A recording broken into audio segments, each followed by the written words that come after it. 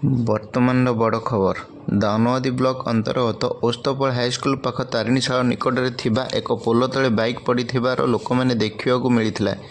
Bike ପାଖରେ ଏକ ଅଜଣା ଯୁବକର ମୃତଦେହ ପଡ଼ିଥିବାର ଦେଖିଥିଲେ। ବାଇକ୍ର ନମ୍ବର ହେଉଛି OD22Z6843। ବାଇକ୍ ପାଖରେ ପଡ଼ିଥିବା ମୃତଦେହକୁ ଦେଖି ଲୋକମାନେ ଆଶ୍ଚର୍ଯ୍ୟ ହୋଇଯାଇଥିଲେ। ଘଟଣାସ୍ଥଳରେ ଏକାଧିକ ଲୋକ ଜମା ହୋଇ ସ୍ଥାନୀୟ ଟମକା ଥାନାକୁ ଖବର ଦେଇଥିଲେ। ଖବର ପାଇ ଘଟଣାସ୍ଥଳରେ ଟମକା ଥାନା ଅଧିକାରିଣୀ ପହଞ୍ଚି ଘଟଣାର ତଦନ୍ତ ଆରମ୍ଭ କରିଥିଲେ ମଧ୍ୟ ଶବ ସମ୍ପର୍କରେ କୌଣସି ଠିକ୍ ତଥ୍ୟ ଏଯାଏଁ ମିଳିପାରି ନାହିଁ। ବର୍ତ୍ତମାନର ବଡ଼ ଖବର।